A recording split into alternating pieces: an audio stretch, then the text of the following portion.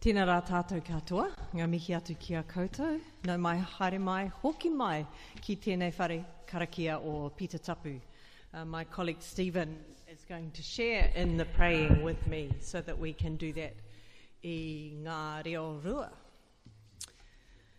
So let's be still. However you pray, be attentive to that part of you that connects with all that is beyond us as well as within us.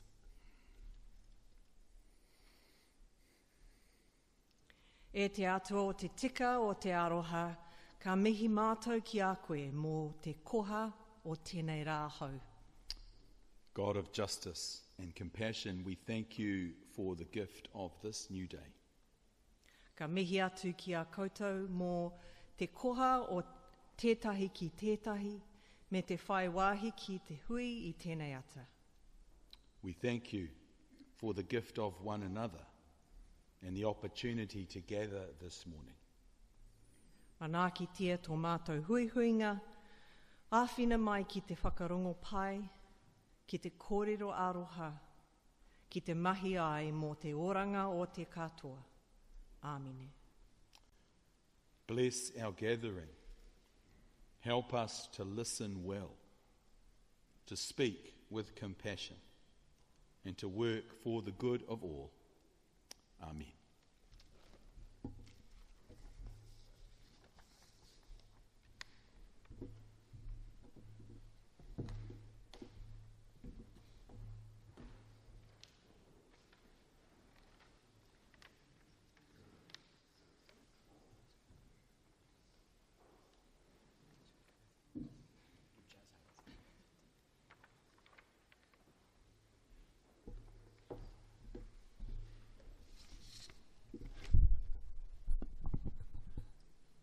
Well, welcome everyone. Kia ora koutou. Thank you very much for being here this morning to hear the analysis of yesterday's budget. We've got a fantastic lineup of speakers who I'll be introducing you to in a moment. For those of you who don't know me, my name's Max Rashbrooke. I'm a senior research fellow at Victoria University, columnist at The Post, and co-founder of the think tank, the Institute for Democratic and Economic Analysis. I'm very pleased to be your MC for today. I think it's very apposite too that we're gathering in the Church of St. Peter because while sitting in the budget lockup yesterday, I was reminded time and again of the phrase robbing Peter to pay Paul, a phrase which is believed to originate, at least in part, around the names of those two pillars of the church. This is a budget that had around $5 billion worth of notionally new initiatives, of giveaways, all of which were funded by taking money from other places, most notably from pay equity, as has already been mentioned, but also from a range of other programs, as I'm sure our speakers will get into. I'm going to introduce the speakers in groups of two. They will each speak for around 8 minutes, and then we'll take questions for that group of two, and then we'll move on to the next group of two. Hopefully that'll help keep things moving, help ensure the questions are well directed, help us get through everything to time. So, without any further ado then, I will introduce the first pair of speakers. First up, we have Sir Ashley Bloomfield. Ashley, well known to many of you, of course, as a public health physician and was Director General of Health between 2018 and 2022. A nice, calm, uneventful time in our national life. He is currently Professor at the University of Auckland and Chief Executive at ESR. He will be followed by Professor Lisa Te Morenga, Ngā te whātua orake, Ngā pui, Te uri ohau, Te rarawa. Lisa is a nutrition and Māori health researcher with the Centre for Public Health Research at Massey University, Wellington, and co-chair of Health Coalition Aotearoa. Ashley, over to you. Oh, could you? Yeah, come on. Okay. Even better. I'm used to a lectern, although usually there's another one beside me. Okay. Well, kia ora koutou. Thanks very much, Max. Great to be here this morning. I just want to set the scene, first of all, around health before I make some comments on this budget. But of course, we should think about the health system and health and well-being in a longitudinal way, not just around individual budgets. Over the last 2.5 decades or so, the proportion of GDP that is publicly funded and goes into healthcare is about 6%, and it's stayed steady. It bobs up and down a little bit around that 6% figure. Of course, our overall percentage of GDP that we spend on health has increased over that time. The difference has been largely due to increases in out-of-pocket expenditure and private insurance, as well as ACC. But public expenditure on health has not skyrocketed as many treasuries around the world predicted in the 1990s. We still spend about the same proportion of our GDP on publicly funded health care as we did a couple of decades ago. I want to focus on primary care. Primary care is fundamental to a good health system. It is about continuity of care. It is about looking after people with chronic conditions, and it is where you can prevent and detect early and manage chronic conditions in an equitable way most effectively. And for many years, countries around the world, including Aotearoa, as well as the World Health Organization, have emphasised the centrality of strong primary health care to a well-functioning health system. This has been the same in New Zealand. We have a primary care strategy produced in 2001 by a Labour-led government. If you rewrote it today, it would be essentially the same. It's still an incredibly robust strategy. It was described by Tony Ryall, who was Minister of Health, of course, for 6 years, in 2010 as a bipartisan strategy, not a word you hear very often in New Zealand. So there's a lot of buy-in to it. The Simpson report, which reviewed the health system and then led to the significant structural changes we've seen over the last 3 years, said that analysis of the review points to improvements in the way primary and community services are organised as having the biggest potential to improve the health outcomes of those currently disadvantaged. So primary care is where it's at. So saying, in the last 2 decades, in reality, the opposite has happened. An increased and increasing proportion of healthcare funding goes into hospital-based and specialist care. The key driver of this, I should say, is staff employed by district health boards initially and then Te Whatuora Health New Zealand. Between 2018 and 2023, there was a 23% increase in the number of doctors and of nurses employed by DHBs and then Te Whatuora. The population grew by just over 6% during that period. So this is a major driver of this sort of drift of funding from primary and community care into hospitals. But keep in mind, of course, that publicly funded expenditure as a proportion of GDP has not actually increased dramatically over the last two decades. In fact, it's stayed pretty much the same. Now, this gravitational pull of the hospital sector is not unique to New Zealand. And some of you may follow the UK, where they're doing some things to try and sort out the National Health Service there. Last year, a report by Lord Aradazi described a very similar pattern there. And he noted in that report that successive governments have promised to shift care away from hospital into the community. In practice, the reverse has happened. He called it reverse implementation. So there's been this dissonance between the very explicit stated policy intent and what's actually happened.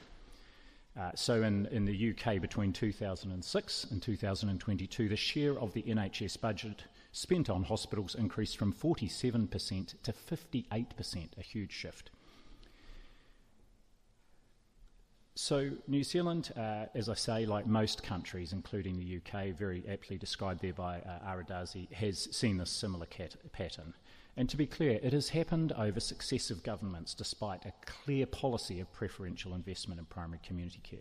So the prescription then in the NHS, and I think it's an apposite one for Aotearoa, are 3 shifts: from analogue to digital, from treatment to prevention, from hospital to community. Now, you could look at most of the strategies in New Zealand and probably in other high-income countries over the last 3 decades, and they would have had very similar shifts. So let's look then at this year's budget against those 3 shifts. From analogue to digital, Well, it's a pretty short response here. There's no specific investment in data and digital in the budget. The Minister of Health did announce back in March $4 million of funding for a shared digital health record, primarily to support a 24/7 digital primary care service, and that's supposed to be up and running by June this year, which will be heroic if it can happen. To put this in context, last year's budget reprioritised $380 million of data and digital spend into other areas. So that was taken out of that area. So that's the first shift. The second shift, from treatment to prevention, well, the headline figures tell the tale here. There is a 4.8% increase in operational spending for health services, which just about covers cost pressures, inflation and demographic change. Just about. It's about right there. But the proportion of vote health going into hospitals increases from 49% to 51%. And a 2% shift in one budget is actually quite significant. So we see this ongoing sort of gravitational black hole pool of the hospitals as where most spending happens. And I'm not saying it's erroneous spending, I'm not saying it's wrong spending, but given the choices made within the budget, that's what has happened. And what about from hospital to community? Well, see above. There is a $1 billion capital investment for infrastructure, which is great, primarily Nelson Hospital, Wellington Hospital, Auckland Hospital, and some work in Palmerston North. It sounds a lot, but given in mid-April this year there was a 10-year health infrastructure plan that identified more than $20 billion of investment required to meet future health needs, then the $1 billion is really just a start, I would say. A good start, but just a start. And that plan also did note that each project in the pipeline requires a business case and goes through normal funding approval processes for Cabinet. So we know the size of the gap, but the money is not yet set aside. There is money for primary care. There's $440 million over 4 years to implement what is called the Primary Care Tactical Plan. And there have been previous announcements about what that covers, and it's largely around after hours and this digital 24/7 services, and there were some announcements just in the last couple of weeks. They will be good. They will certainly help with pressure on emergency departments, but I do worry about the shift in cost there, because we know emergency departments are free to access. After hours, as we've seen in the media, can be very expensive to access, and particularly overnight. And there is a bit of a focus on overnight services, and to be honest, not a lot of people access services between midnight and sort of 7 in the morning. So the investment really needs to be made, and there is some of it there in this tactical package, in actually reinvesting in and growing primary care, and particularly general practice. And just to put this in context, in 2000, the proportion of our medical workforce that were working in general practice was about 38%, 37%. It's now 24%. So there's been this huge shift in the medical workforce to the majority of them now vast majority working in the hospital setting. Now, the general practice workforce has increased in that time, but this is a really interesting shift that needs to go back the other way. Well, in summary, there is an uplift in funding for the health system. It is extremely helpful, but it's clear, and people have heard me maybe talk or write or see me writing about this, a longer-term view is needed, a 10-year view across governments. Tactical responses will not address the pressing issues on our system, the ageing population being the biggest driver of increased costs in the system, and of course ongoing inequities in access, experience of and outcomes from care. Are we likely to take a strategic view? Well, I'll finish with the $50 million reduction in the Ministry of Health's funding over 4 years that's been signalled, and I know a little bit about the Ministry of Health's budget. That is a huge chunk of the Ministry of Health's budget. So the capability and capacity to do that strategic work that might support that shift has been signalled will be reduced. Thanks, Max, and over to Lisa.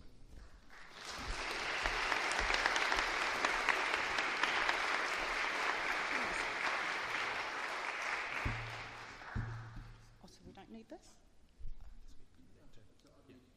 Yeah. Well, tēnā koutou katoa.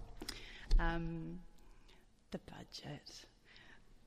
I woke up last night thinking, what am I going to say? This budget is a no BS budget, no rainbows, no unicorns, and it has a goal to build a stronger, more productive economy that lifts real incomes and increases opportunities for New Zealanders.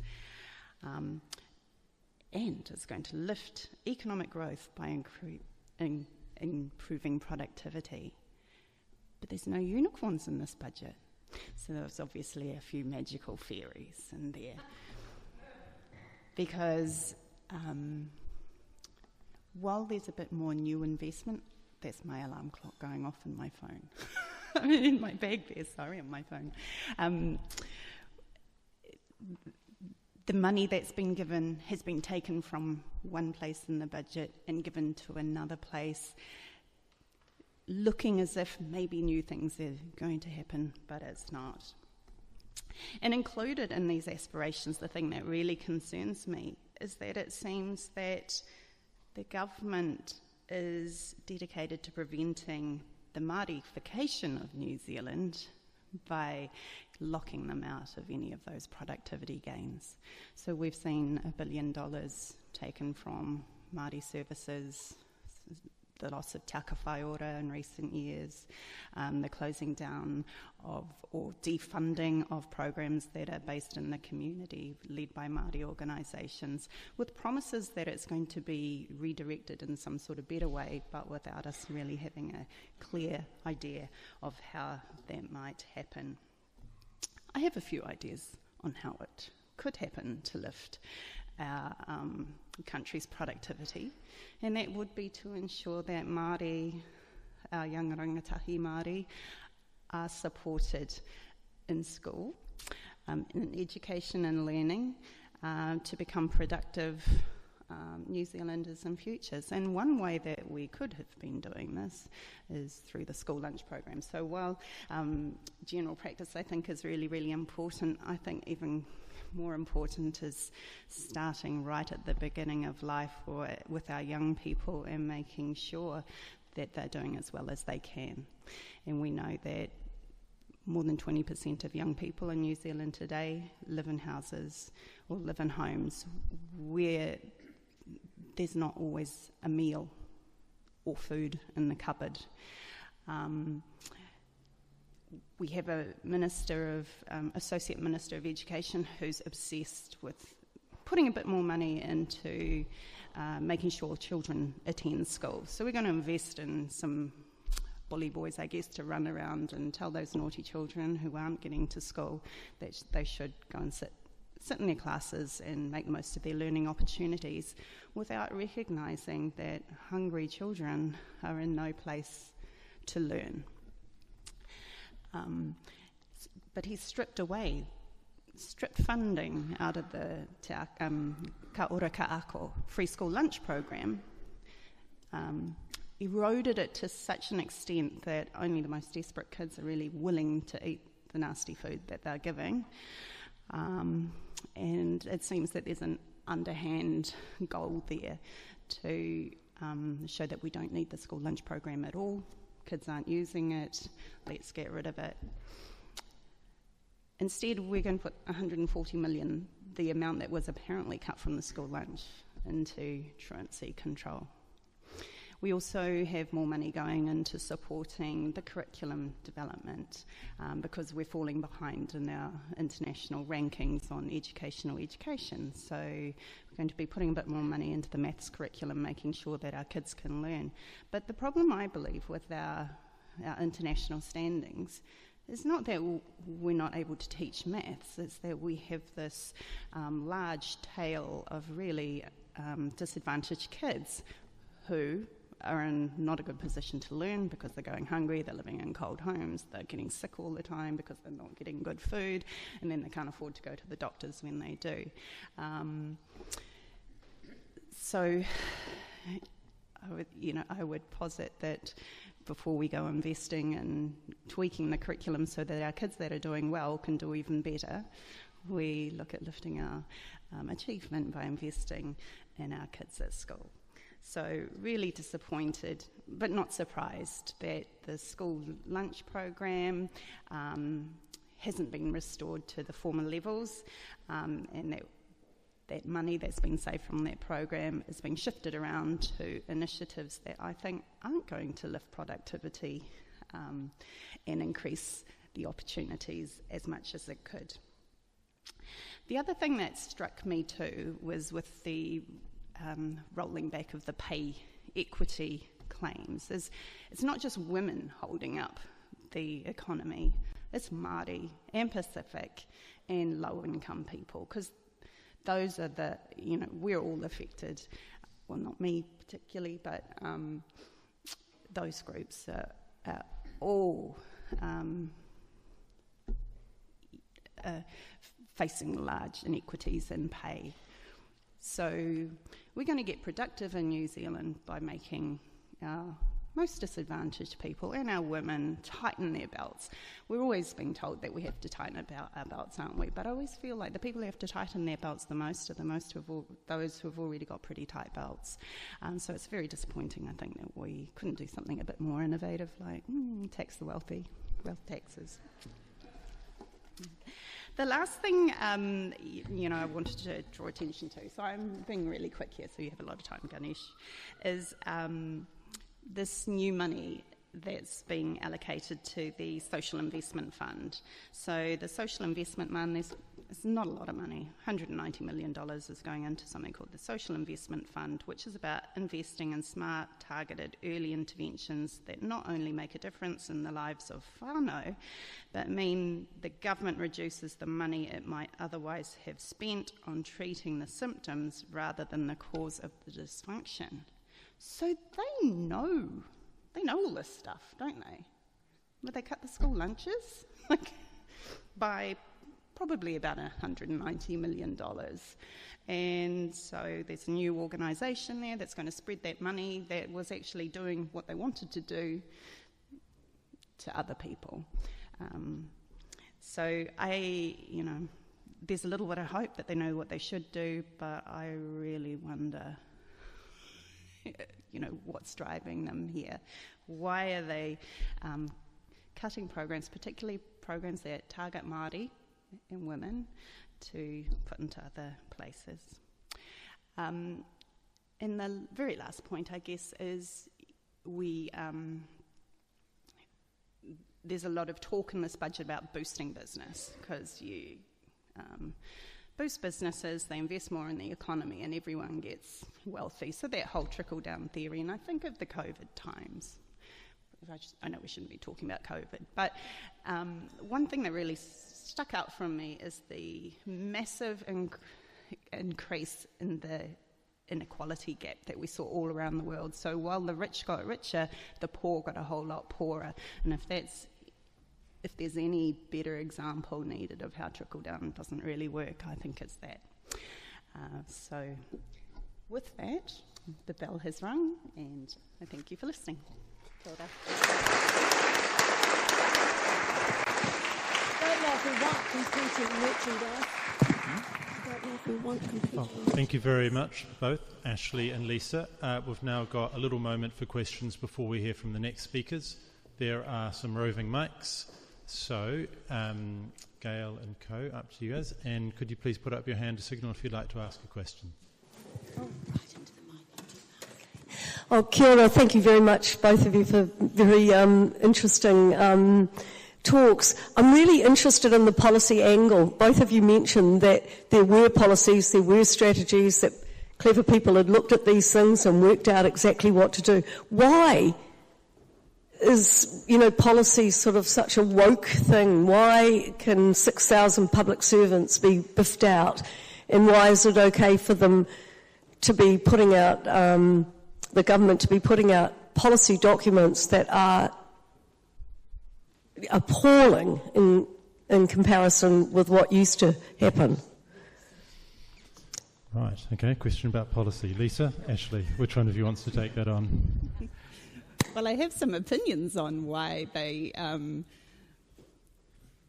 don't consider the evidence and do their own thing. And, I think we have a campaign at Health Coalition Aotearoa about levelling the lobbying playing field and the need for greater transparency. So, I think,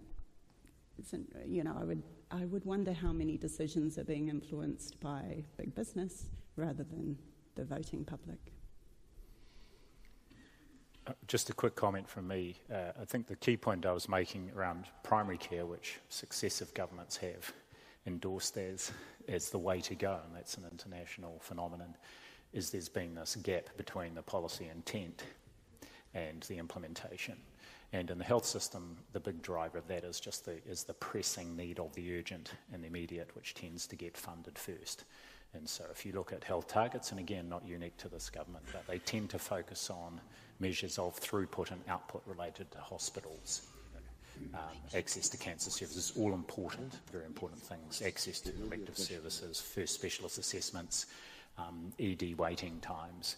And of course, one of the biggest contributors to ED waiting times is, or reducing those, is having a really strong, easily accessible primary care sector. So I think it's the gap between policy and implementation that's the bigger issue. And again, that's not necessarily unique to now.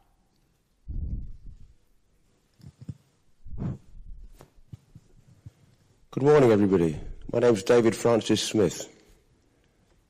Until 2 days ago, I've been homeless since February the 10th, when I was released from Rimatuka prison at 7:30 with a $10 bus pass, which I didn't need because I already had a gold card. I'm 70 years old. I don't know if I'm older anymore, do I? I have a question for Ashley, who I have great admiration for the work he did during the COVID process. I admire him immensely, as I think we all owe a great round of applause to. Can I ask you a question, sir? When Christopher Luxon, he made a lot of promises on his manifesto to becoming Prime Minister of this country, a country which I moved to 35 years ago, a country which I never want to leave now, a country which I believe is the safest country in the world, but a country that is going rapidly downhill. It's shooting itself in the foot. The question is to you, sir. Christopher Luxon claimed rent for his own property 2 months after his inauguration as Prime Minister. Can you please tell me why he has not been arrested and charged with fraud? Because it is total theft. Nothing but total theft. I was put in prison for something far less. Thank you, David. Well, thank you first, David, for your kind comments and feedback, and I'll take that positive feedback and just give a credit to the amazing team that I worked with through COVID. I don't feel I'm in a position to comment on that. My area of expertise is around health and health systems, so I'm sure others will be happy to chat about that with you, perhaps afterwards when we're having a cup of tea. But thank you again for your feedback. And thank you for the question. So I think we've got time for one more. No, we've got to. Sorry, excuse me. Ashley Bloomfield, for real, you can verify this. My neighbour is a diplomat currently in New York. What did she name her cat? Ashley. Do you want to talk about how? No, I don't need a mic. Excuse me, ma'am, we've got very little time for questions. We have very little time for questions. Do you want to ask a question?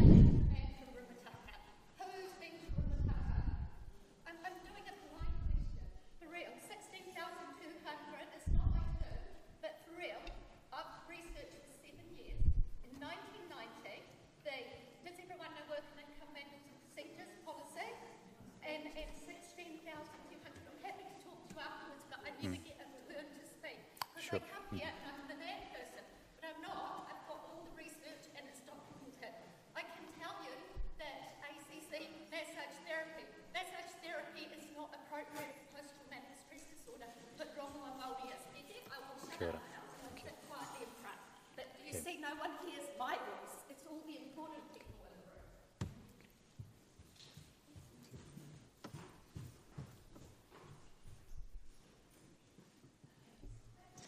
Thank you. I guess I had a question following up on the point made around this new social investment fund, and that this government's going to have a big focus on that. And we know that to promote health and wellbeing, it's not just about food, it's not just about housing, it's not just about primary care, it's an all of us thing. And we know that a lot of the services that are critical to lifting health and wellbeing or productivity are locked up in different government departments. You can't just say to the community, do this stuff. So I guess my question for you is, how would you like to see that social investment fund work and work for people at that community level? And how do we get government departments to work together in that sort of with that objective? Thanks. Awesome question, and a couple of comments. I've spent quite a lot of my career in the public service, and the holy grail, and there have been many attempts at this, is to get government departments and ministries to work more closely together, but particularly at the operational level and service delivery. The idea of a social investment agency or social investment fund approach, I think, is an excellent one, and I really have a lot of respect for Andy Costa. He has got, I think, enormous intellect and mana, and if anyone can make a fist of that, I think it's Andy. So I'm hopeful. I'm hopeful that some good will come of it, and again with the intention of delivering services in a much more integrated, much more supportive way for those individuals in whānau that really need them, and that if they got that much more integrated, coordinated package of services, it would really make a difference in their lives. Many attempts have been made to do this, not always successful, but I hope that this one is successful.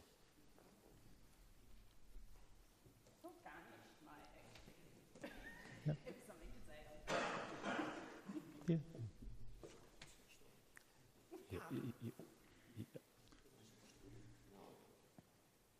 Sorry, putting him on the spot.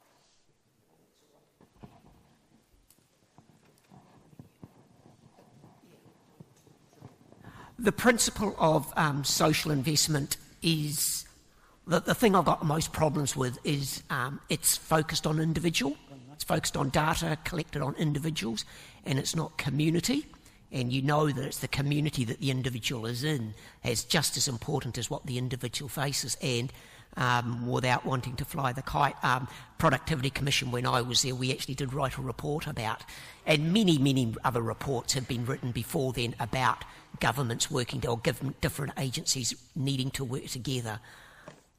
That's one element, but the other element is to change the focus away from targeting individuals to something that actually looks at the community that is wrapping around those individuals. Thank you, Ganesh. And thank you to our first two speakers. We'll move on to the next two, the first of whom is indeed Dr. Ganesh Ahirao, an economist by trade. His most recent position was as chair of the now disestablished Productivity Commission, Te Komehana o Aotearoa. Previously, he was chief economist and research director at Business and Economic Research Limited, Burl. He will be followed by Fleur Fitzsimons, who, as many of you will know, is the National Secretary of New Zealand's largest union, the Public Service Association Te Pukenga Here Tikanga Mahi. Prior to this, she was Assistant Secretary and Solicitor for the PSA and a Wellington City Councillor. Ganesh.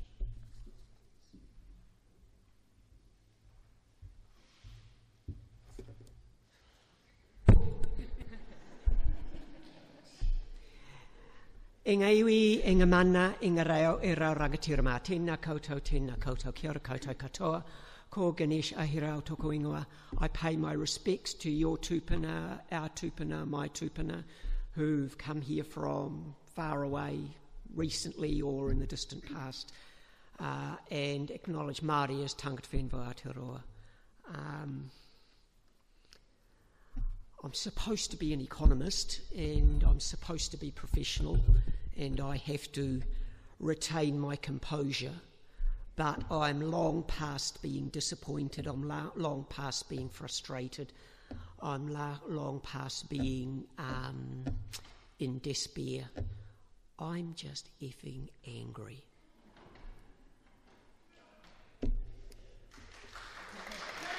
I don't know how much more blunt I can be. Some reflections. The This is the second time in a week that I found myself in a church, which worries me. For those who don't know me, I'm not a very religious person. For those who know the background of my name might find that ironic, but I'm also not a Christian. But this time last week, I found myself in a church. I went. It was a service.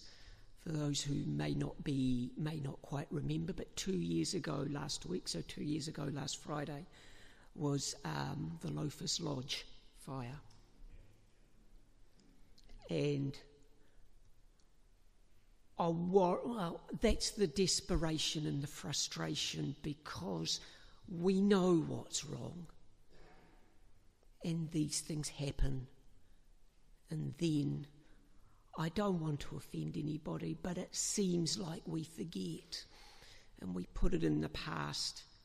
And there's something wrong with our sense of community that, to be honest, that Loafers Lodge was there in the first place. That is the antithesis of community, that we exclude people, we put them far away where we don't have to deal with them. And that, to me, hurts. And then, where were we last week when we had a report that said, according to the UN, New Zealand is now ranked 32 out of 36 in terms of child well-being? And that's not the bad news.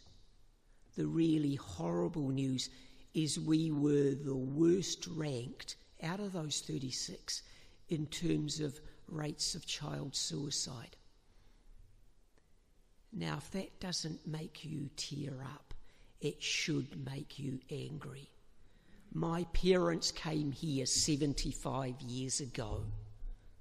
As young newlyweds, they came here because they knew this place was the best place to bring up children. How did we get to a stage where we are now ranked 32 out of 36? And a few months ago, New Zealand Food Network put out their survey of the last 6 months of last year. 500,000 New Zealanders were served by food banks across Aotearoa every month in the last 6 months of last year. 500,000 New Zealanders. That's 500,000 New Zealanders every month. Yeah. This country, I won't say this country is broken. Our communities are strong. But this economy is broken because it has failed to deliver. Those are my criteria for a successful economy. It's got nothing to do with productivity. It'd be nice if we lifted it. But if we did, it would be showing through in those figures. What is the budget's response? Going for growth. I quote, "A stronger economy helps facilitate all these measures, both directly by providing more opportunities and higher incomes, and indirectly through the government's ability to fund high-quality public services and programs." The words are great, aren't they? Sound wonderful. I could have quoted them out of any of the previous 35 budgets. They're wonderful. In other words, it's called trickle down. And if you believe trickle down, I've got a couple of boats to sell you. Talking of boats, I don't like trickle down because it's triggering for economists, because we know how it doesn't work. So the other version of trickle down is a rising tide lifts all boats. I'm sure you've heard of that. What about those people who haven't got boats in the first place? it's actually worse than that, because in going for growth to rise that tide, we're literally actually throwing people out of the boat.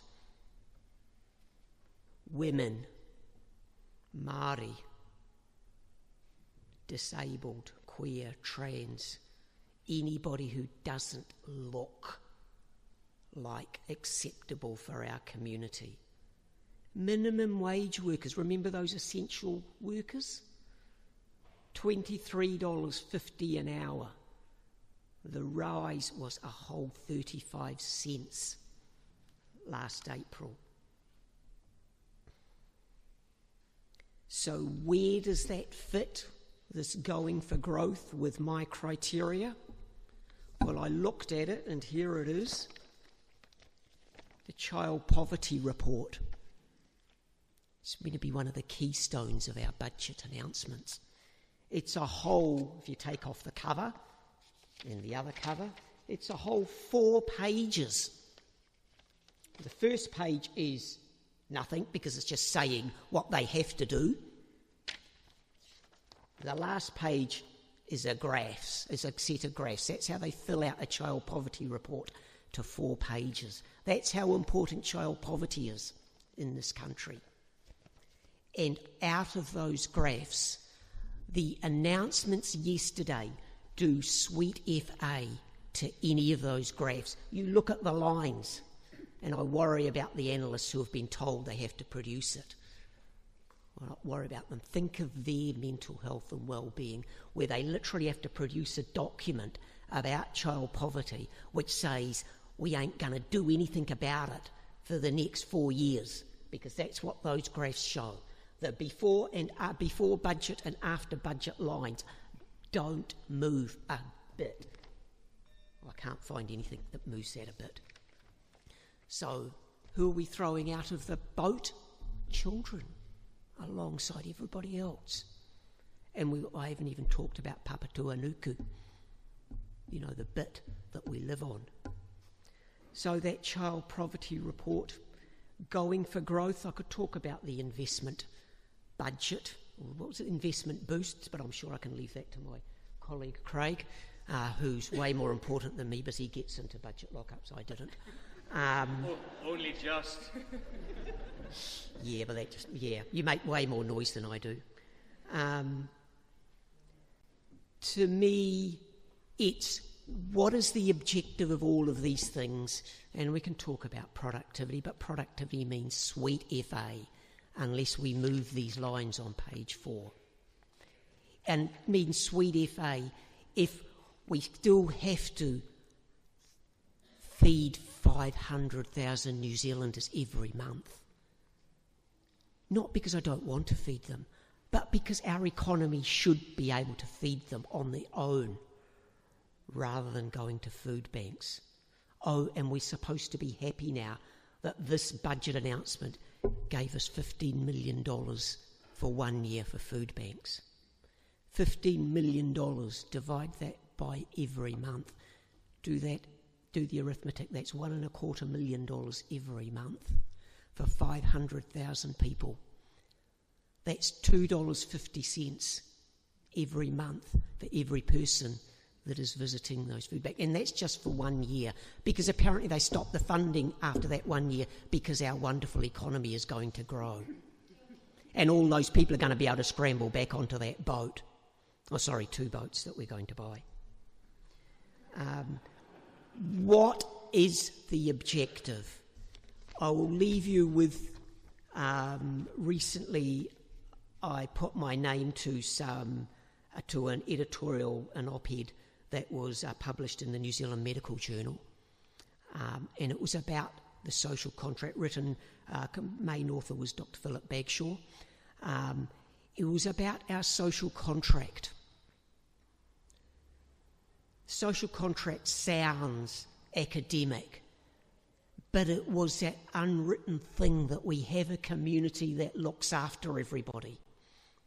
And that's something that we've got to drag back and plonk back in the middle of the table. Let's talk about that social contract, not in the context of what those 18 and 19-year-olds that now have to live off their parents and their obligations to go and find jobs, which is fine. But what are our obligations as a community back the other way? Because a contract is a two-way element. So in terms of all those minimum wage workers that have to work for $23.50 an hour, that may be fine. But what is our obligation and responsibilities back to those minimum wage workers? That's the point. It's about our community obligations and responsibilities. We can put as much of documentation around the budget as we like. I'll leave the details to my fellow speakers, the ones who did get into the lockup, so they had 3 more hours looking at the documents than I did. I hope they found more out of it than I did, and I hope they are successful in reining in my anger. It is just so atrocious that we've got to this point in this country where we don't even care about those 1 in 4 children that we do care. We're a community, we do care. And I must leave you with a positive. So the positive is talk about that social contract. Don't talk about the downsides. Talk about openly our obligation, not just to the children, but to the women, essential workers, and those people that have to, for our failures, have to visit those food banks every month, because it's us that have failed, it's our community that has failed, and it's up to us to put that right. Nō reira, tēnā koutou, kia ora koutou katoa.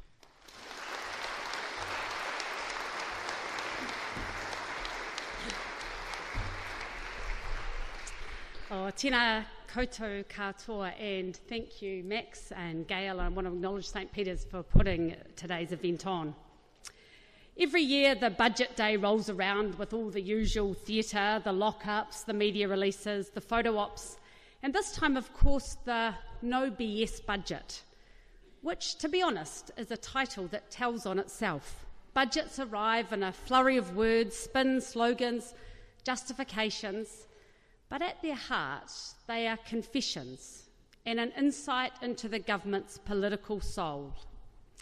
Even though we anticipated bad news on pay equity, the betrayal of principles of equality we assumed were now settled still managed to shock and hurt. Women, unions, public servants and employers have spent hours and thousands of dollars working on the detailed, hard graft of pay equity claims, and it was just gutting when that betrayal became real on budget day. No matter which way you look at it, what was announced in the budget was wage theft on a national scale against New Zealand women. Wage theft to the tune of $12.8 billion over 4 years.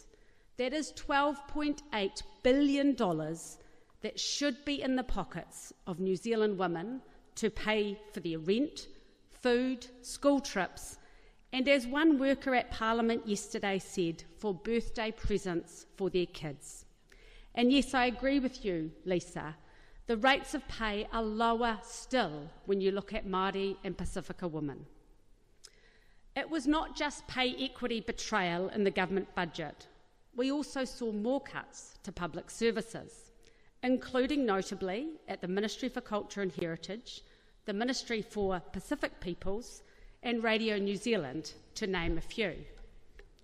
The government trotted out its same false narrative for its cuts to the public service, that it's protecting the front line while taking a red pen to the so-called back office. Well, let's look at Customs. Their budget and staffing were cut in the last government budget, and we're now seeing the consequences. Just last week, the Police Commissioner himself admitted they've lost control of the meth trade, which is what mental health nurses have been telling our union for some time. The Police Commissioner couldn't rule out that the surge in methamphetamine, including spikes in places like South Auckland and Waipokoro, was linked to having fewer customs officers at the border. Over 100 roles have been disestablished in the past year, and with them so much knowledge and expertise, people who had more to give our customs service. The PSA warned that these cuts would create exactly the kind of vulnerability that criminal networks exploit. And now that warning has come true. Couple that with police withdrawal from mental health call-outs, and it's a recipe for tragedy. The cost of public service cuts won't be measured in budget spreadsheets, but in wrecked lives, shattered communities, and families under real pressure. The recent report by the Auditor General into the sudden change to contracting arrangements at Oranga Tamariki and the spike in meth use will just be the start. We will see the impact of public sector cuts in coroners' reports, ministerial inquiries, and royal commissions in the years to come. It's happening in health too. The government has failed to fund health consistently with increased costs, laid off hundreds of workers, and imposed an effective hiring freeze on many roles. Rosters are unfilled, and our members tell us that stroke rehabilitation and surgery for cleft palate in New Zealand babies is taking longer than ever. Health costs are running far higher than inflation. The budget barely keeps the lights on and does not meet demand from a growing and ageing population.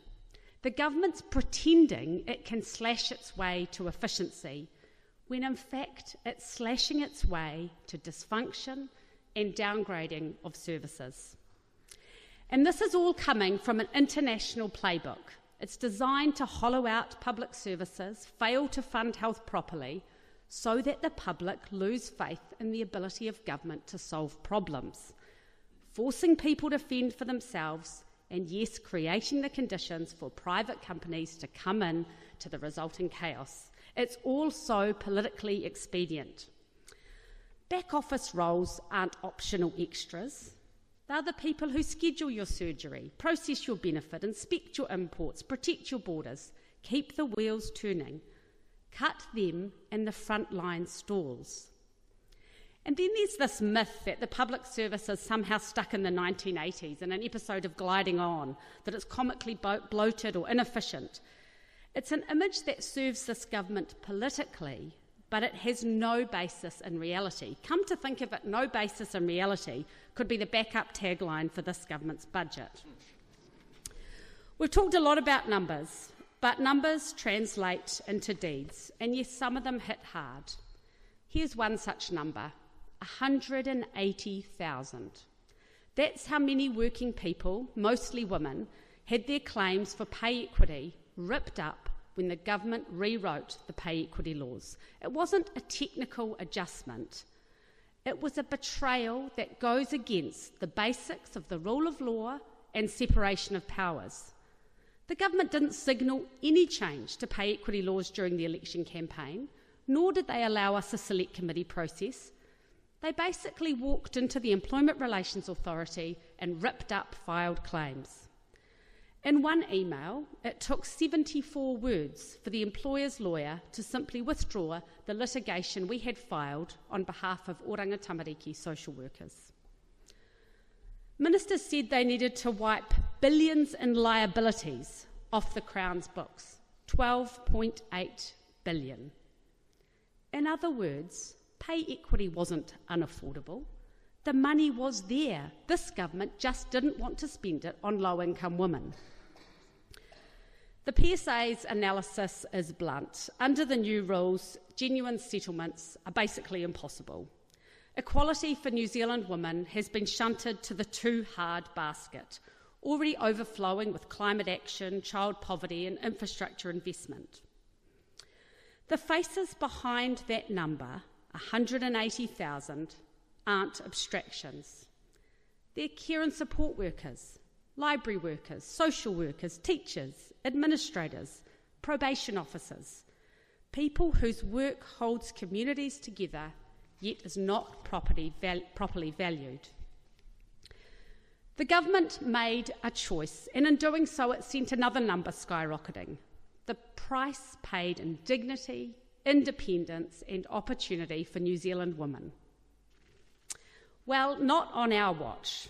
All over Aotearoa, people are protesting this because they know this country can be fairer, stronger, and, trigger warning if anyone came here from the Taxpayers Union, yes, kinder.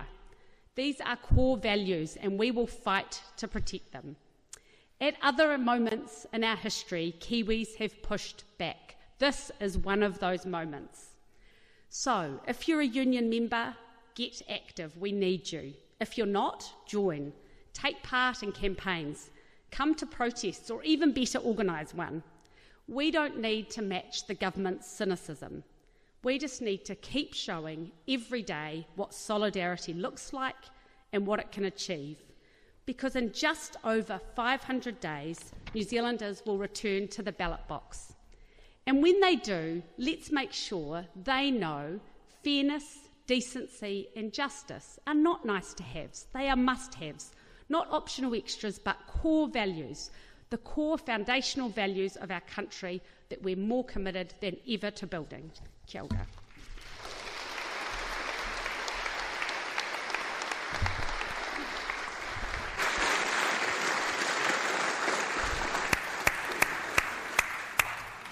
Thank you, Ganesh and Fleur. We've now got a few minutes for questions for these two, and I'll leave the people with the microphones to get around. Oops, I've got a contest to who can get Dr. Michael Baker first. Yeah, kia ora, Michael Baker speaking. Really have a question for Ganesh, and I should say it's great to see or hear an economist getting emotional when talking about the budget, and so thanks for that. If this was a no BS budget, I'm just wondering what would a public health budget look like? What would you be looking for? I think it goes back a bit to what Ashley was saying about these transitions from maybe treatment to more prevention. There's no line listing in the budget for public health or prevention services. I'm just wondering, how do we even track where we're going in those areas, and what would a public health budget actually look like? Well, without being flippant, and you'll forgive me if it may sound flippant, but a public health budget needs to include things that ain't health, like housing. You know, I think the first thing that I would think is, as I bicycled in this morning to here, you count the number of people that are sleeping in doorways down through Newtown. I came from that way, and then I'm pretty certain I could count the number of sleeping in doorways down Willis Street and Lambton Quay. Housing has got to be the first line of defence, if you like, for public health. And then let's start talking about food. $15 million, $2.50 a month for the number of people. So you're talking about that, dare I say, those wraparound services, that community health, which has got to acknowledge that health is way beyond the, forgive me, the doctors and the nurses and the hospitals and your GPs. And I think that's where, to be honest, that's where I'd be looking if we're serious about prevention rather than whatever that, you know, the phrase, the ambulance at the bottom of the cliff. Thanks. All right. Do we have other questions? Looks like there's a microphone working its way around over there. Kia ora tātou. I recall reading a book prefaced by Bill Such in the 1970s about our health system, where he said, you know, the difference between then and the 1930s is that in the 1930s, if you wanted a doctor to come into your house, you had to pass cash at the door before he would walk over the threshold. And it seems to me we have to worry a bit about where we're getting to. And I'm just concerned when we talk about social investment so generously, Dr. Bloomfield, that we realise that we actually don't need social investment to have an integrated public sector. We don't have it now. But there's nothing to stop us now ensuring that when a kid leaves child welfare, they have a driver's licence. We don't. We should read the last 30 years of reports about child protection that say health and education departments have completely ignored them. You know, many years ago, we used to have a tax system where there were special allowances for non-working wives. And then we discovered in the 70s that the lowest income households that were excluded from those tax rebates had 2 low income earners. Now, it seems to me social investment won't help us a jot, because at the moment it's a mystery. I know no more. I've been around for 55 years. I know nothing more about what social investment is than my mother does, because we know very little about what's behind it. Just one little comment. Rabodebt, for example, is in Australia where people tried to use analytical techniques to work out whether they've been overpaid. 550,000 people were found to be overpaid. A number of people committed suicide because of that. What the analysis forgot to do was find out how many people had been underpaid and should be given money back. How many people do you think were underpaid? Len, None. This is all very so interesting. my question is, why don't we just do and use the knowledge we have got and wait for some kind of analytical belief, like the Pope is arriving? Can't we just get on with it? Can't your public sector mates, can't Fleur's mates just do it? I mean, I guess I just want to say that I share your cynicism about social investment. I think it's very obvious what investment is needed, and this government has taken all of the steps in the opposite direction. So it's hard to see it as more than a political front or spin. But having said that, I agree with Ashley, we need to try and make the best of it. We need to try and make sure, because the stakes are too high not to. I think the one critical element that's missing, if you're serious about social investment, is increasing the resources available. I'm talking resources, so people, intellect, dollars, dare I say, that go to social investment, and that means more dollars from you and me to public services, i.e. to government. And I'll use the word, it's called tax. Make sure it's a question. Sorry. Apologies. So the gentleman's got the microphone, sorry, with the red T-shirt on. Thank Kia you. ora, thank you. My question is, what can we do to appeal to those who might be inclined to vote and or otherwise even fund the coalition parties? Yeah. I think the starting point is asking that question. And I think that's a really important question to ask. And I'm not one who thinks you should write off people who don't agree with you politically. You've got to speak with them and listen to them and understand where they're coming from. And then talk about the values that are important to them and how those, which I imagine in most cases are universal values. And so when you talk through how those values align with what the government's doing, I usually find that you're able to find some common ground and make people think again. But I just want to acknowledge that question, because I don't think that kind of question is raised enough, and that's exactly what we need to do. We need to engage with people more, including people who would otherwise support this coalition government, because if we're honest, they've done very well, and they're still actually polling pretty well. Yeah. So we've got a lot of work to do. I'd throw in the conversation around the social contract and what are our responsibilities and expectations, not just of government but of ourselves or the communities, and recognise or try and the conversation is what has everybody gained from being part of the community. And the charge of being part of the community is you pay your membership fee, which is good tax. All right, I think we've got time for one more question. Yes. Tēnā tātou katoa. My name is Grace Toilalele. Kia ora to everyone that made today possible, and everybody here, and especially our speakers. Max, your work in the left think tank sphere is setting a great trajectory for where we could be headed collectively. I'm of the belief that a lot of the issues that have come up today represent the values that we aren't seeing reflected in our political spectrum. And a lot of that relates to our role as Te Resi partners. And so my question is, when we have these policy conversations and we talk about things like healthcare and child well-being, are we also willing to have these conversations about what governance could look like? Because we've got Totu Tiriti up here on the panel, and we've gotten so far with centering Māori voices and Māori partnership with Crown entities who have never upheld their obligations. So are we now prepared to start pressuring our political representatives to be coming up with collective or a social contract that reflects the obligations we have to tangata whenua? Absolutely. Yeah, kia ora. Absolutely, absolutely. And again, probably don't want to push my own barrow, but I have written about that. You'll find a little snippet about the social contract, a social contract for Aotearoa in 2020 in the 21st century, and very much the foundation is Te Treaty. You'll find that on my Substack if you're interested. And I just totally agree. It's the only way forward for New Zealand. Wonderful. All right. That brings us to our last pair of speakers.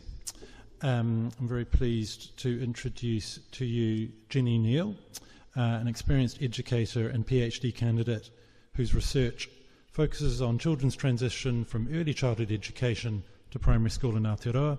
She teaches at both Cashmere Avenue School and Samuel Marsden Collegiate School. And she will be followed by Craig Renney, who is the Economist and Director of Policy for the New Zealand Council of Trade Unions. Prior to taking on this role, Craig spent 5 years working as a senior advisor to the Finance Minister, Grant Robertson, and is a member of Labour's Policy Council. Please welcome Jenny Neill.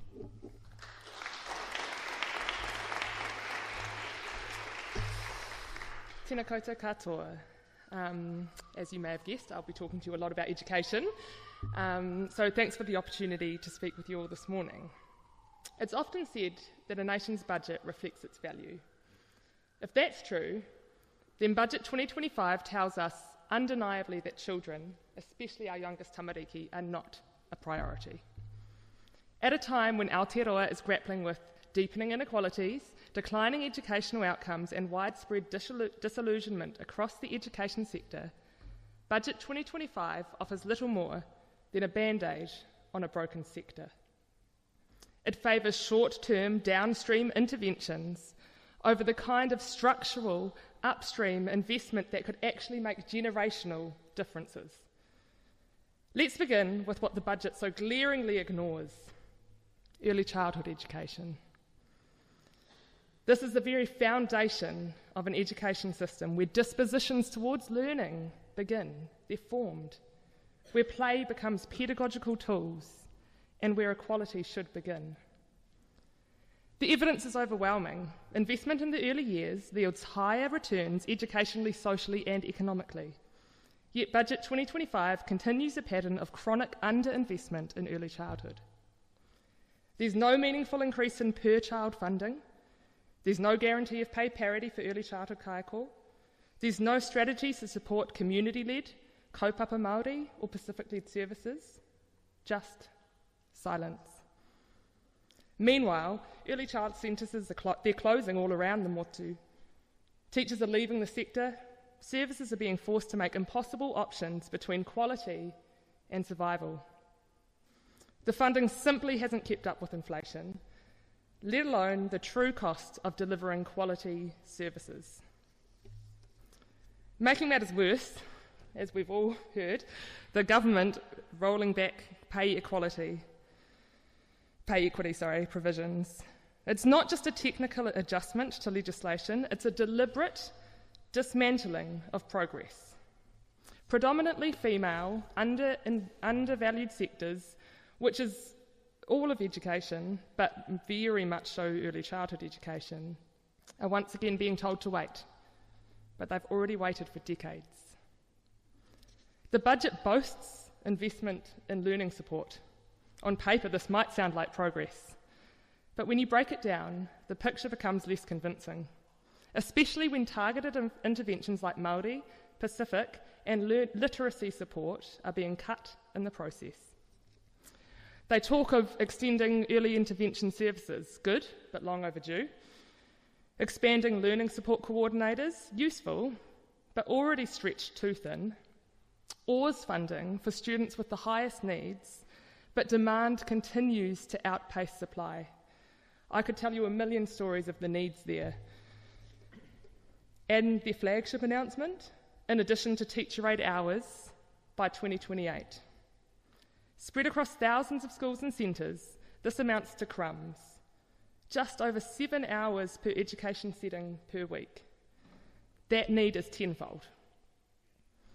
The numbers may sound impressive in the press releases, but they don't go far enough to shift the system. They do not address the foundational under-resourcing that leaves kaiako overwhelmed and learners under-supported. Nor do they offer the joined-up, cross-sector coordination needed to genuinely embed inclusive education. In fact, the budget undoes this further with the removal of our kahuiako, our communities of learning. Now let's talk about the so-called investment in attendance.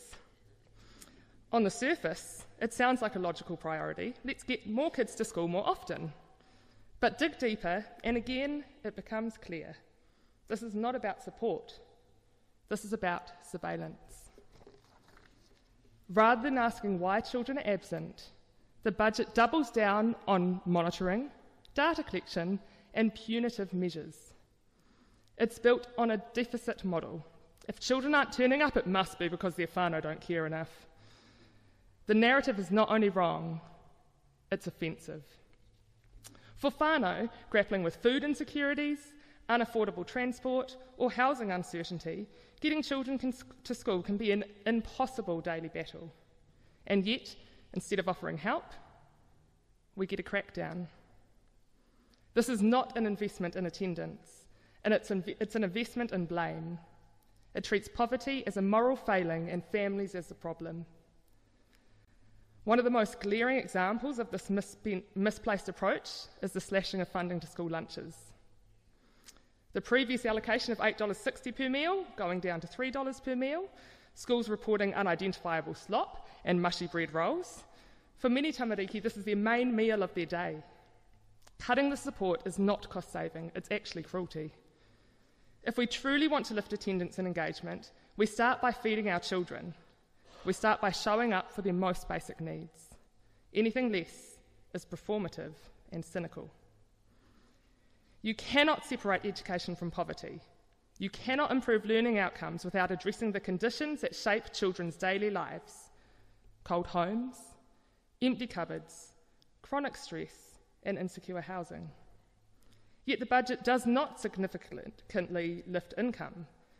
There's no expansion on food in schools, no bold investment in public housing, no new support for benefit-dependent families. Instead, we get tougher sanctions and tighter eligibilities. And while public schools, kura kaupapa and early childhood centres are being asked to do more with less, what is the government doing? It's extending support to private education.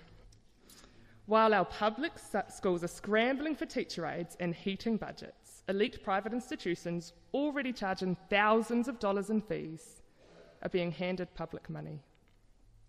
Let's call this what it is: the socialisation of risk and the privatisation of privilege. And what we really needed in this moment was a child-centred transformative budget.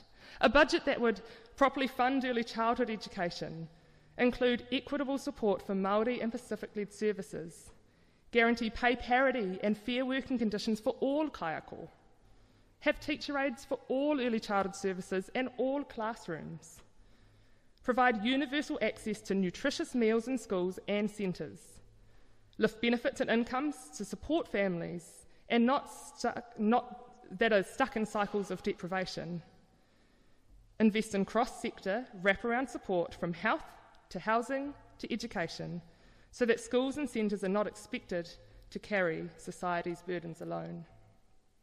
Above all, it would stop asking teachers to fix poverty to fix poverty with lesson plans.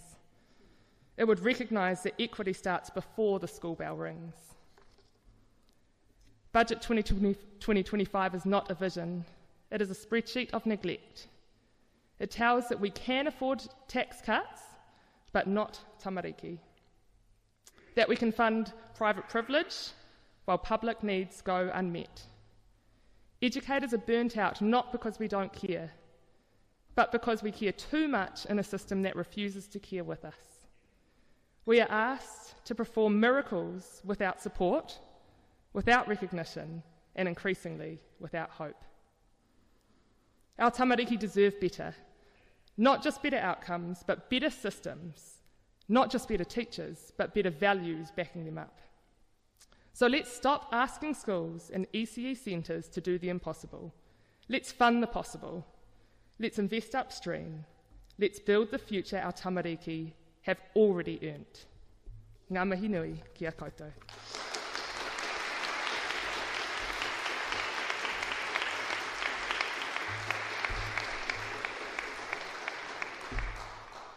Tēnā koutou katoa. My name is Renney. I'm the Economist and Director of Policy at the New Zealand Council of Trade Unions, Te Kawe Ka Mahi.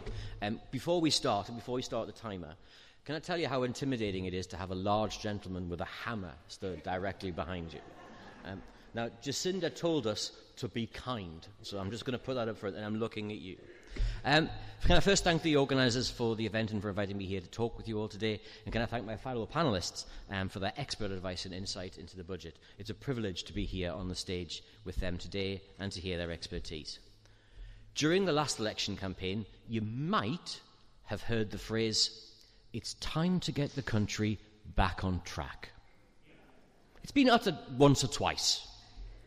Then the opposition promised that in government it would be laser-like focused on delivering real, tangible results to improve the lives of all New Zealanders. Can I ask you, how's it going? Do you feel back on track yet? No. Well, helpfully, in the budget there are some numbers to back up your concerns.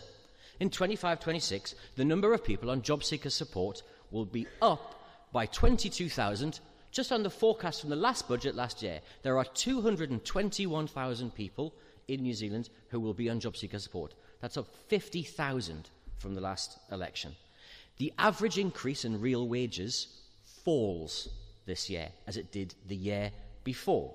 Economic growth is lower in this budget than forecast at the last budget. Growth in business investment, the thing this government is so keen on, the thing it's promised to spend lots of our taxpayers' money delivering. This year, despite all the initiatives, it falls by 2/3 in this budget.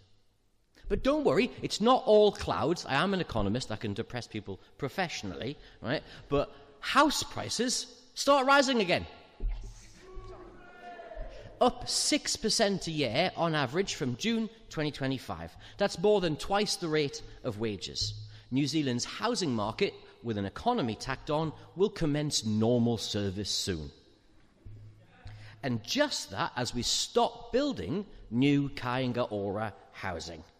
Over the next 4 years, probably the biggest issue in Wellington, vote housing and vote urban development, has total investment from the Crown changing by $10,000 less over the next 4 years. But that's okay. If you work in agriculture, biosecurity, fisheries, food safety, arts, culture, heritage, building, construction, courts, customs, environment, Māori development, Pacific development, social development, sports or recreation, there's just cuts. Nothing else. There's just cuts in those budgets. But some changes are harder to justify than others. We're spending $29 million more on ministerial advisors and the Beehive. Now, as a former ministerial advisor, I'm slightly conflicted by that. But that's more than all of the money being made available to elderly care at this budget, which is $24 million.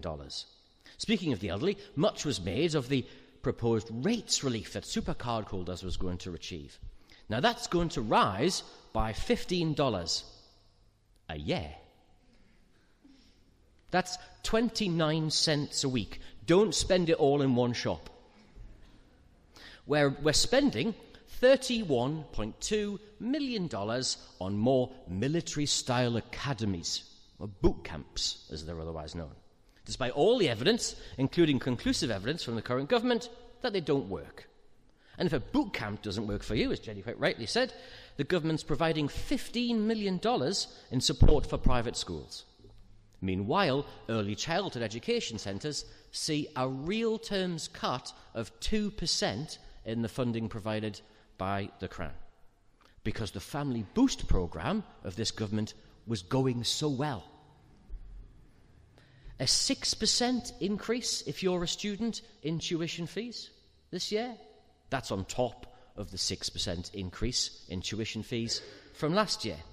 And we're keeping the threshold for student loan repayments the same, not just next year, but indefinitely. And that helpfully nets the Crown $65 million in new money from low-income workers who've just left university because the thresholds aren't going up.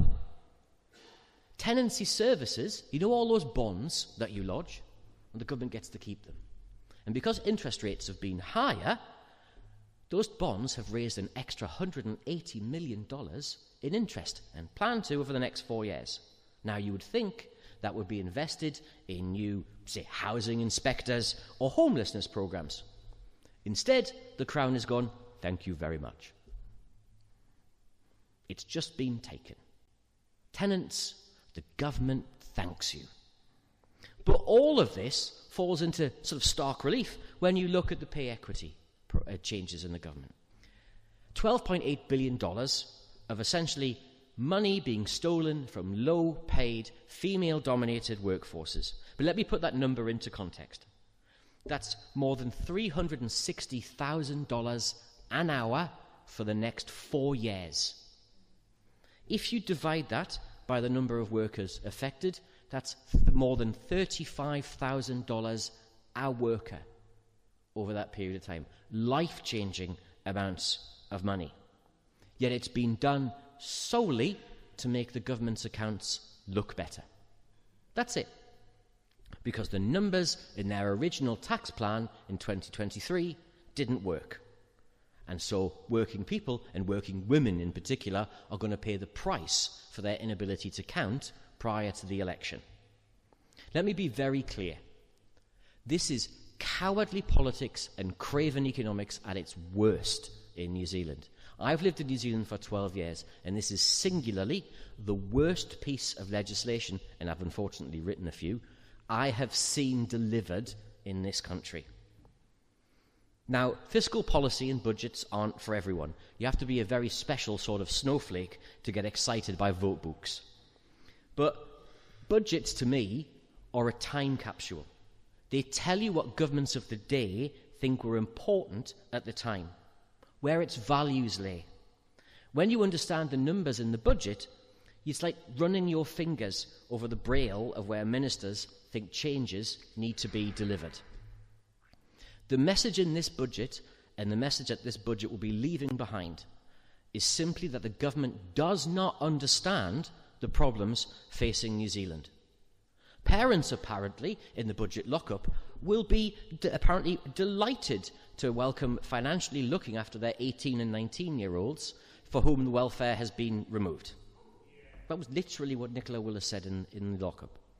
Taking away KiwiSaver contributions is an opportunity to save more for low-income workers, according to the press release. The name of the press release that sets out cuts to Best Start payments for 60,000 children is called, and I quote, Increased Support for Families. Now, we're nearly halfway through this term of office, Winston Peters notwithstanding. But if we were truly back on track, would we feel as justifiably angry as many of us feel today? If we were truly back on track, would we be worried about the thousands of New Zealanders leaving for a better life overseas? Would we be worried about the future that's in front of us in this budget? Getting truly back on track just might require us to change the driver in charge. Thank you all very much for listening.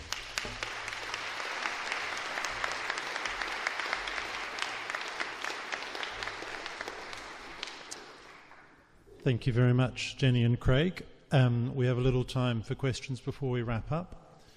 And where are the microphones?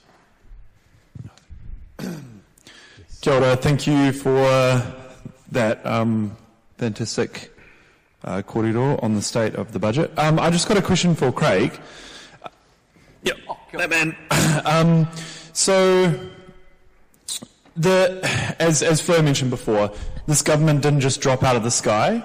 There was a kind of context that allowed them to come in, and then, I heard reasonable people talking about kind of insane things like, oh, maybe interest deductibility will actually be good for renters and so on. How did this happen? How do we get to that stage, that kind of area that the government was able to kind of come in and make all these insane arguments and then now come in and just actually light a torch on everything? Thank you. That's a great question, and better political analysts than me will be providing answers, hopefully, to that. But what I would say is this, is that they spent a long time talking about the same thing. At the last election, the second most important issue for voters at the ballot box, according to the data, was crime. Right? Crime in New Zealand over the past 10 years has been falling year after year after year. Young people are really boring. They don't get drunk, they don't take drugs, they don't have teenage pregnancies, and one of the things they don't do is commit a lot of crime in comparison to when I was a teenager. I'm not saying I'm personally responsible, right? But they banged on about it for 18 months solid. We've got a job of work to do because, as Fleur quite rightly said, there's about 530 days until the next election. And we can't waste a single day pointing out the damage that this government is doing to our communities, to our essential public services, to our health services, to our education services. Because it's only when we repeat that message over and over and over again until you're sick of saying it, it's the first time someone's hearing it. And so that's my message to you. We've got to go out there and engage with our communities, engage with our workers, engage with our families, and talk to them over and over again about why change is necessary.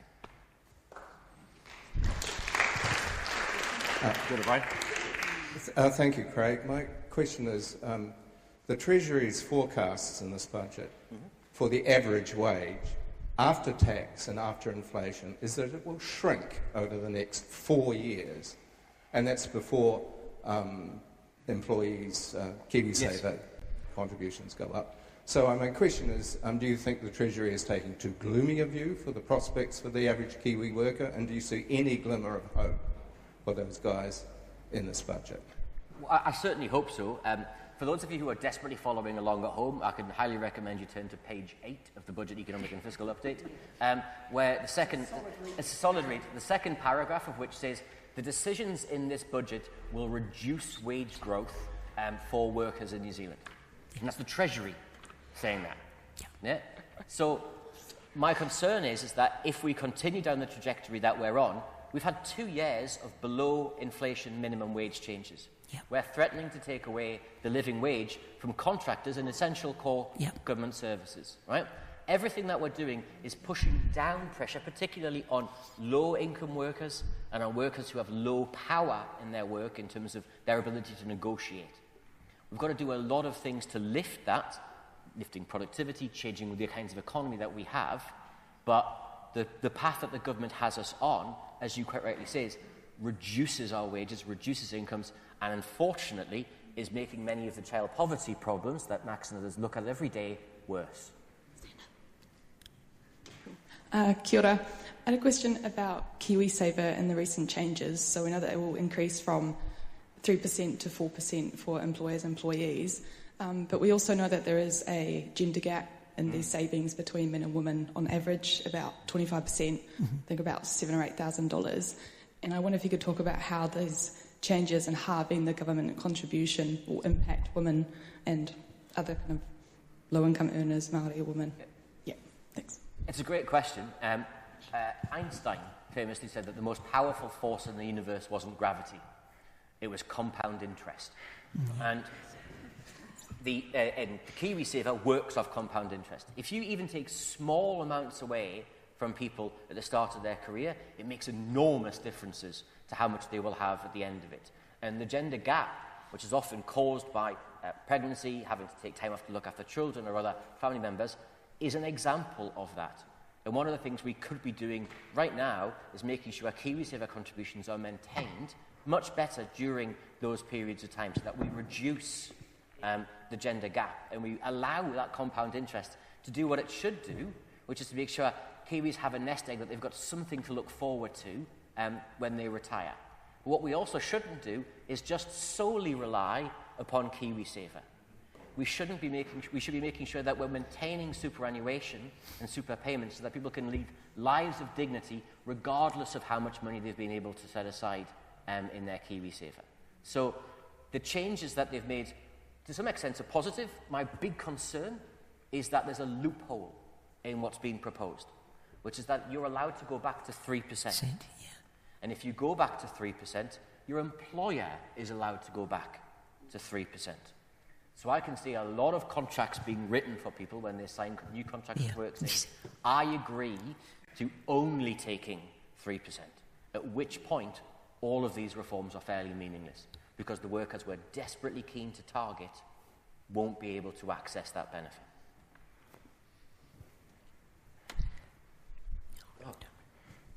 Thank you all for being here today. My question is sort of for the economists in the room. It's about economic self-interest. I'm graduating from Victoria in a couple of weeks.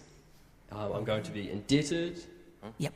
I am subsidising the lives of my grandparents and my landlords. Yep. And emissions are piling on day after day, and we're barreling past 2 degrees of average warming. Yep. So I was wondering, is there any reason why I shouldn't move to Ireland or Australia or something like that? There's loads. Just go. A couple of reasons, right? I can tell you, I moved to New Zealand 12 years ago, right? The grass seems greener on the other side. It's often really not, right? You know, I come from Newcastle upon Tyne. I can tell you it's warm and tropical every day in Wellington in comparison to Newcastle upon Tyne. But the reason I say you've got to be optimistic is because everything that we do in a budget, everything that we do in government is a choice. And we can choose to do something different. We can choose better outcomes. We can choose to deliver on our child poverty targets. We can choose to fund health or education properly, right? And the best thing is, if you're in this country and you're helping to make that difference, you're helping to make that choice. You're helping others to make that choice. If you leave, you're choosing something different. So if you want to help deliver and tackle exactly the problems that you're talking about, which I would hugely encourage you to do, right? Help stay here. Help deliver that better choice in New Zealand. So, because when you do, we all benefit from your better choice. I'd just like to add in those choices about where to go to. Don't forget that Australia, and I'm not sure about Ireland, but I'm probably similar, they actually have higher taxes than we do. That is true. You know, join the dots. All those green, let's go overseas. And I'm one of the ones who's, if I was your age, literally, I'd be saying, get on the first plane out of here. With luck, we might have sorted it out in 10 years later, but I don't know. But I'd much prefer you to stay here and help us sort it out over the next 10 years. Part of the reason other parts of the world do seem attractive is that they have higher taxes and are able to provide the public services, whether it be public health or education or schooling and all of those other things that some of us sort of take for granted but believe we can get them for free. And I'd just like to go back to that conversation about KiwiSaver. And yes, I acknowledge the gender gap that's inbuilt in the system in terms of KiwiSaver, but that other gap that I just think we should be aware of is those who don't actually ever make it to 65. And inherent in our system is there are groups in our population, in particular tangata whenua, who never get that old to enjoy the lifestyle and the retirement that most of us, again, take for granted. And so there are things ingrained in our system that we've got to get right. And that's what I mean when I say right at the very beginning that our economy has broken, because it doesn't deliver what many of us believe to be our birthright. Just wanted to see all the panellists. I wanted to talk about your conversation about women being out of the workforce for pregnancy. 1 in 6 women in perimenopause and menopause are considering leaving their jobs. 1 in 12 women in menopause leave their jobs. And 20% of people who have no symptoms generally make it through to government to have no empathy for other women in certain political parties. 60% of the other women with their symptoms are from mild to severe. 20% of women have symptoms so severe they want to kill themselves. We are not educating our women about their bodies. and there is no public health initiative to have women educated about menopause that starts at 29, 35 and stops us and robs us of our brains, even though there's medical interventions now that can help us. Can you comment on any of the initiatives that will help 51% of our population with their inevitable neuroendocrine transition, the third one, to help the economy? Sounds... Well, quite clearly I'm in the other 49% of the population, so I'm not best qualified to comment. Look, this is an area that, as you've demonstrated, we've now got really good understanding of what the impacts are for women, sometimes from a younger age than the 50 we sort of generally use as the figure. It's an area that really does need public policy response, not just in the health system, but it's across government. But I don't have any clever ideas about what we might do there.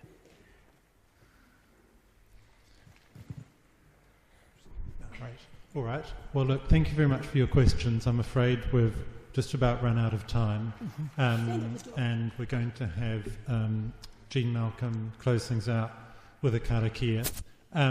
Just before we do that, can I just pay my own tribute of appreciation to all the speakers? I think we've heard from a wonderful diversity of voices covering everything from economics.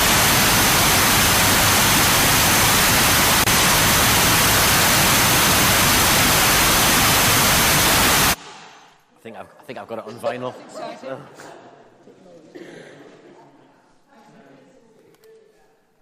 Well, at any rate, thank you very much to all our speakers who Gail is giving a token of appreciation to.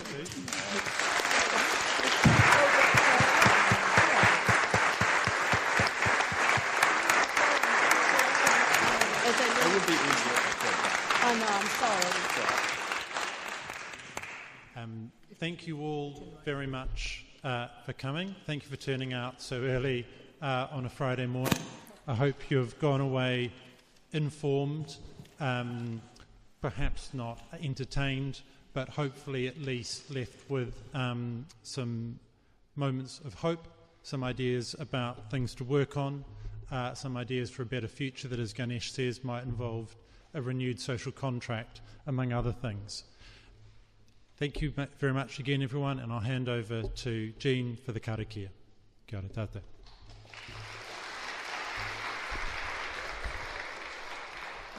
Kia ora, Max. Thanks, Dave, for that wake-up call. Yeah. It's an even better bell than yours, Max. Yeah. Max's little gift got put on his seat, so he is being thanked as well. Thanks, Max, for kind of keeping us steered in the right direction. And I invite you now to be still and to allow the things that have grabbed you, that you've heard this morning, to be present. Let those float to the surface. Allow yourself to imagine what it is that you are going to go away continuing to reflect on.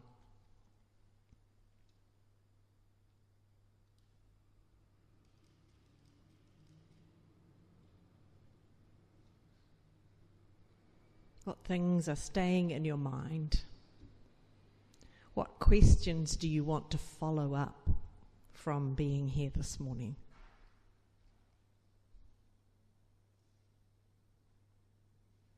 And now I ask you to choose one thing that has been raised by being here this morning. And allow your imagination to bring forth from you one small thing that you might do. It might be something you invite a number of others to do with you, so that we can be part of making the right kind of change, either to build on or in spite of the budget. Loving God, we thank you for the opportunity to gather this morning. We pray for all whose lives will be difficult because of the budget. We pray for all whose lives will be made easier because of the budget. May they have compassion and generosity in the way that they use the resources they have been given. We pray for all who are in decision-making positions in our country, that they may use the power they have to listen deeply to the needs of community and to find ways to bring just change. Bless us as we go on our way. Bless our speakers, those who have provided hospitality. And may we see signs of hope and be part of those signs for others. In Christ we pray. Amen. Thank you, everyone. There is still some more coffee and tea at the back and some more food if you want to grab something as you go. And Eva would like to gather the people who have been up the front together for a photograph.